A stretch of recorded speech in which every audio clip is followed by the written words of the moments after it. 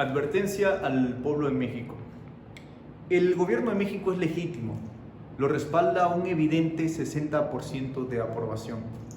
Pero si cayó un gobierno que estuvo consolidado durante más de 80 años, es obvio que podría caer este que apenas lleva 3. A grandes rasgos es una realista posibilidad.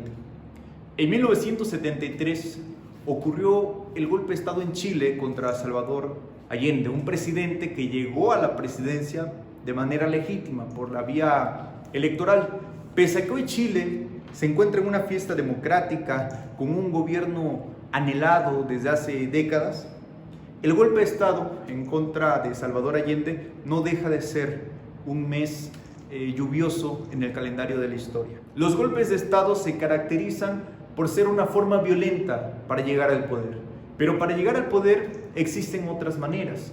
Una de ellas son los operativos de golpe blando, cuya estrategia es psicológica y no violenta.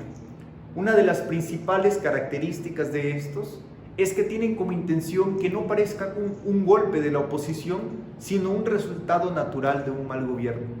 El politólogo Gene Sharp, en su libro De la dictadura a la democracia, libro prohibido en Birmania por el cual te podían sentenciar hasta 7 años de prisión solo por poseerlo, nos habla sobre los operativos de golpe blando y nos cuenta que este se realiza a través de estrategias y de acciones que van formando progresivamente 4 etapas. La primera etapa es la del ablandamiento, que consiste en una guerra psicológica para matar la esperanza, para matar la utopía, para dominar la narrativa, vendiéndonos la ilusión de un mal gobierno. Aquí nuestra mente se convierte en el campo de batalla y nuestra percepción de la realidad en la víctima. Las herramientas para esta primera etapa de golpe blando son propagandísticas y las fake news suelen ser muy efectivas en esta primera etapa. La oposición se va a encargar de manipular las noticias, exagerándolas para crear la idea en la conciencia colectiva de que hay un gobierno devastador, un gobierno corrupto, un gobierno negligente. Por ejemplo, cuando el presidente estaba combatiendo el robo de gasolina, conocido como huachicoleo, el gobierno cerró los ductos para buscar en dónde estaban las fugas, en donde se estaban robando la gasolina.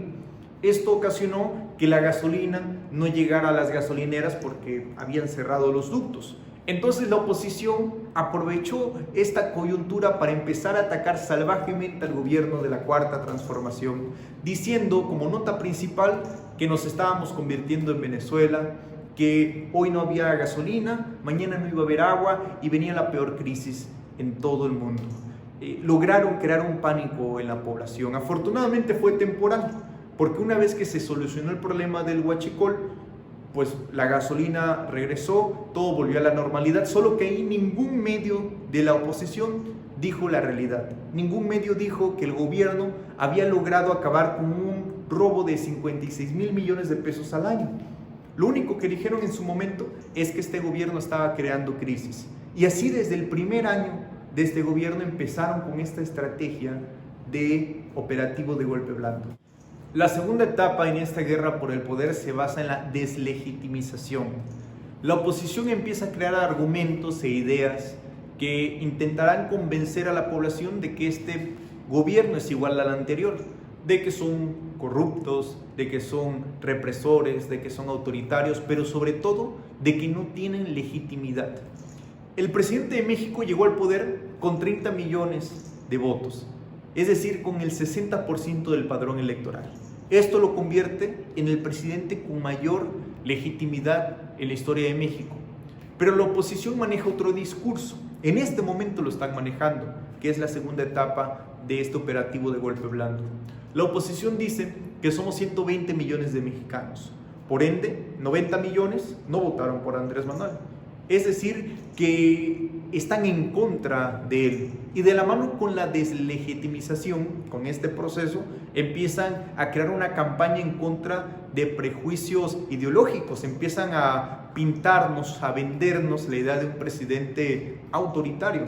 Y esto ha sido muy evidente en México. Nos quieren vender a un presidente que censura a la prensa, que está en contra del árbitro electoral, que no atiende las necesidades de las personas, y para esto recurren, como casi siempre, a la manipulación de las noticias.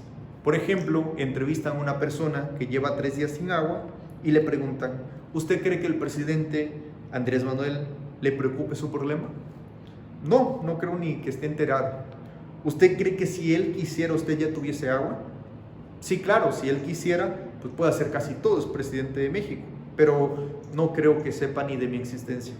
Y la nota termina siendo: a López Obrador no le importan tus problemas. En la tercera etapa del operativo de golpe blando, la oposición empieza a convocar a marchas y bloqueos en contra del gobierno.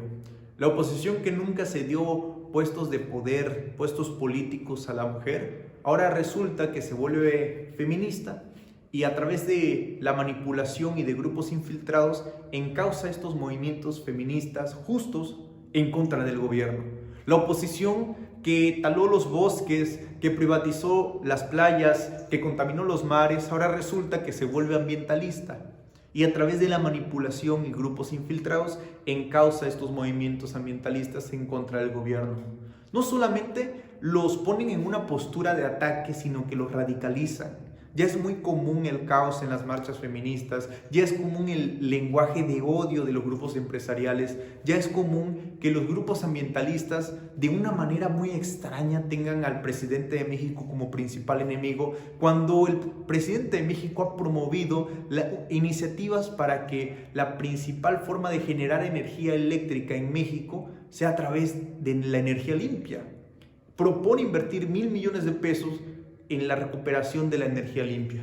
Pues en contra de él están los grupos ecológicos. Esto no es natural, esto fue un operativo de golpe blando, un operativo psicológico que manipuló a grupos con causas justas para que estén en contra del presidente. La cuarta etapa se basa en la desestabilización del gobierno. Aquí una serie de organismos viejos del Estado, conservadores que anhelan regresar al pasado, donde tenían muchos beneficios, se empiezan a aliar entre ellos en contra del nuevo gobierno. En México, el Poder Judicial ha sido parte importante de esta cuarta etapa, pues a través de una lluvia de amparos han entorpecido distintas iniciativas del presidente de la República. Por ejemplo, la iniciativa en materia eléctrica, que ya había pasado en la Cámara de Diputados, en la Cámara de Senadores, pero que el Poder Judicial rechazó por ser anticonstitucional. El aeropuerto, por ejemplo, se encontró con más de 1,000 amparos que entorpecieron la realización del mismo.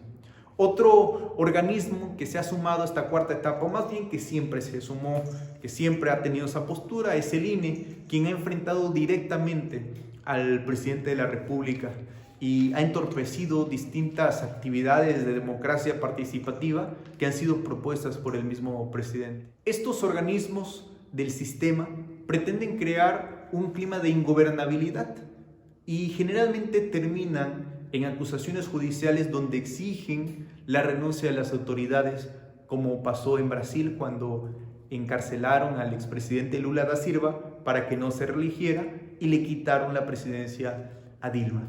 Yo creo que el ejemplo más cercano que tenemos es Brasil. Y la forma más fácil de comprender el cómo le quitaron, cómo lograron derrotar a un gobierno sólido que venía de una reelección, de una continuación, de excelentes resultados económicos, siendo la 7ª potencia económica del mundo, teniendo un 80% de aceptación en la población brasileña.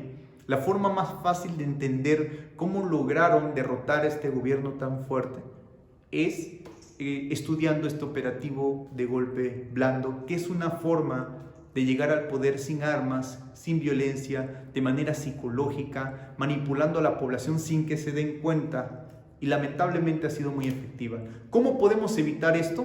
Así, lo que estás haciendo en este momento, informándote, organizándonos, concientizándonos, revolucionando la conciencia. Te pido que compartas este video para que llegue a más personas y no se dejen manipular. Esta ha sido mi columna semanal. Nos vemos pronto.